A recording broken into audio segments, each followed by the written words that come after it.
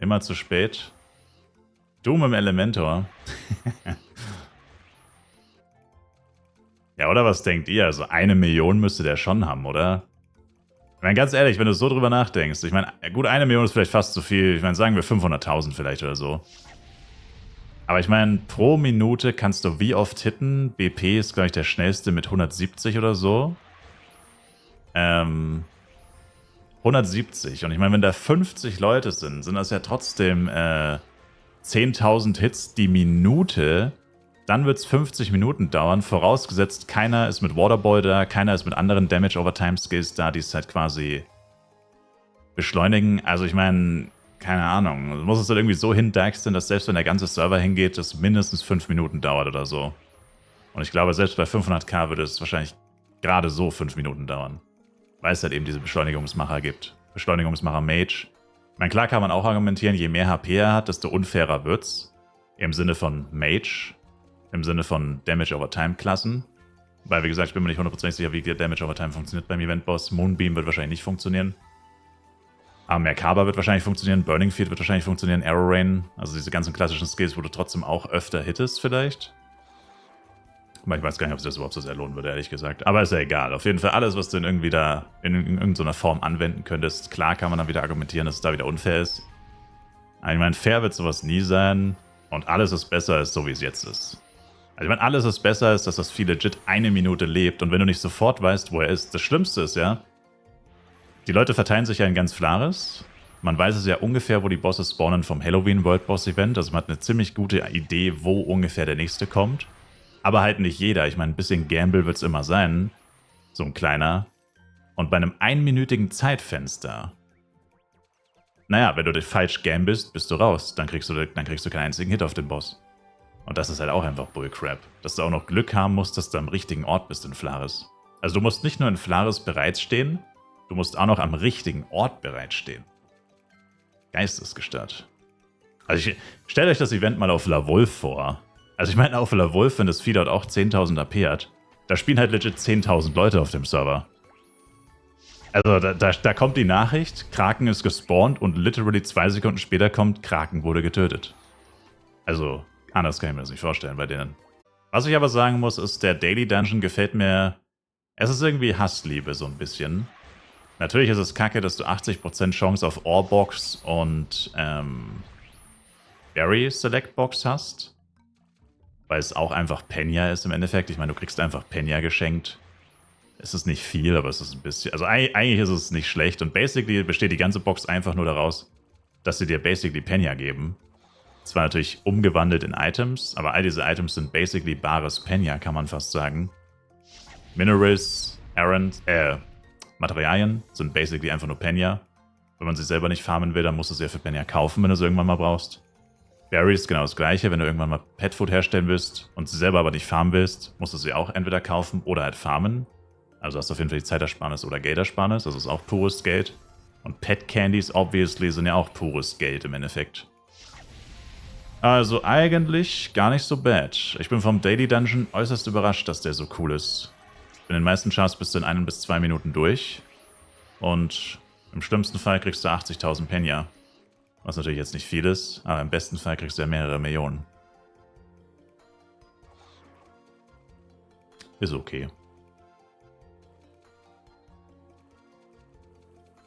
Oder was sagt ihr? Und außerdem finde ich es cool, dass man ihn nur einmal am Tag machen kann. Ich fand's damals grauenhaft, bei dem Easter Dungeon, dass man das 3-mal machen musste. Die Belohnungen waren zwar auch ziemlich gut, ich glaube, da gab's da nicht sogar Protects oder Amplis? Irgendwie sowas. Nicht Amplis wollte ich eigentlich sagen, Power-Ups wollte ich eigentlich sagen. Aber ich glaube, da waren die Belohnungen auch ziemlich gut. Sonst hätte ich es wahrscheinlich nicht gemacht. Aber da musstest du ja dann jede Stunde einmal hin. Das war echt grauenhaft. Das ist zum Glück diesmal nicht so. Jetzt kannst du es einmal machen, bist fertig und bist fertig.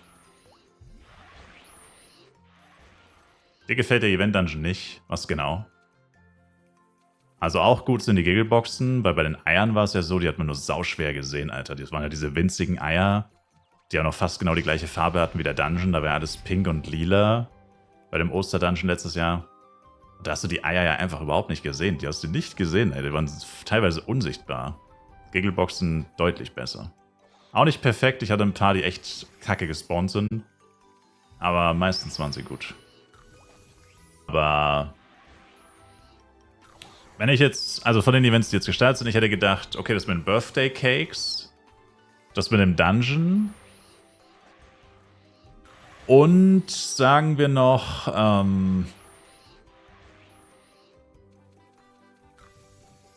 das Weltboss-Event. Maximal 3. Ich hätte niemals gedacht, dass sie 5 starten. Und ich finde, wenn man alles zusammenrechnet, und 2 Events sind ja komplett passiv. Das Einlog-Event ist komplett passiv, du musst nichts dafür tun, außer online sein. Und die Belohnungen sind, finde ich, okay. Ich meine jetzt nicht extrem gut, aber auch auf jeden Fall nicht schlecht. Also auf keinen Fall. Und das andere passive Event ist mit dem Roulette. Ist auch relativ gut. Ist auch nicht insane, aber du musst ja eigentlich auch nicht wirklich das dafür machen. Musst ja auch nur online sein und einmal die Stunde halt in diesem Roulette-Rad drehen. Also ist schon, also allein diese beiden Events sind schon mehr, als ich erwartet hätte. Oder sind schon besser als das, was ich erwartet hätte. Und dann hast du zusätzlich noch den Daily Dungeon. Theoretisch den Weltboss, wie gesagt.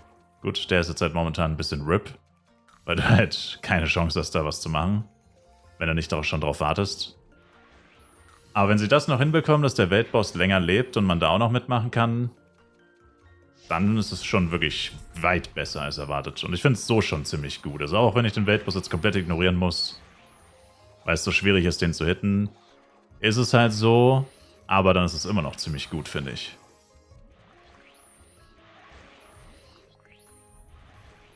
Also, ich meine, besser als ein FEC-Server. Für Leute, die jetzt auf dem FEC-Server sowieso nicht wirklich angefangen hätten, auf jeden Fall. Schlaf gut, träum von Flive, bleib gesund. Ey, wenn ich Flive spiele, bin ich gesund. Immer.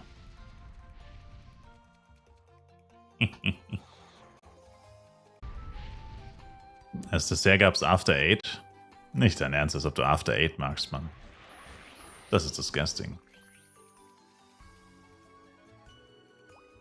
War ich nie ein wirkliches Problem. Ich bin immer noch der Meinung, die Leute, die das damals so als ultra schlimm wahrgenommen haben, haben ganz schön übertrieben. Es gab eine ganze Welle an Leuten, die deswegen gequittet haben. Und ich fand das schon damals ziemlich übertrieben, die Reaktion. Also ich meine, ich war auch kein Fan davon als Hit-and-Run-Spieler. Ich war natürlich auch angepisst. Ich meine, es ist ja auch dein gutes Recht, wenn du monatelang irgendwie spielst und dann plötzlich verhunzt man dir komplett den Spielstil. Aber nichtsdestotrotz muss man irgendwie anerkennen, dass der AOE bzw. Hit-and-Run am Anfang viel zu stark war, wo du unendlich viele Monster pullen konntest. Es war einfach straight up viel zu stark. Es ist immer noch extrem stark. Es ist immer noch so stark, dass sie erst im letzten Update nochmal 1v1 gebufft haben. XP und Drop technisch, weil sie immer noch keine Chance gegen AOE-Klassen hatten.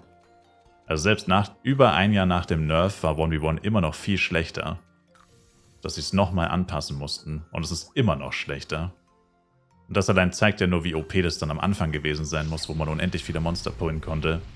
Also war die Reaktion der meisten Leute einfach komplett übertrieben. Also ja, es war scheiße und man war natürlich erstmal angepisst. Aber wow, du hast halt quasi deinen God-Mode deaktiviert bekommen. Im Endeffekt, wie als hättest du halt irgendwie einen Bug-Abuse gefunden oder so. Oder du hättest halt einen Cheat aktiviert und den haben sie dann halt irgendwann sozusagen deaktiviert.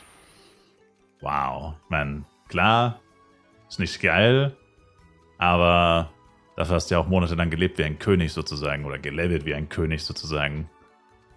Und ich finde, das muss man dann auch, also man kann ja dann eine Woche Pause machen oder mad sein oder whatever, aber dann deswegen direkt zu quitten und nie wieder zu spielen, finde ich dann doch etwas übertrieben, die Reaktion. Aber jedem das sein. Was geht ab? Wo kann man am besten mit 74 Leveln AOE Hidden Run? Oh, wahrscheinlich Mashpoi. Wahrscheinlich Mashpoi.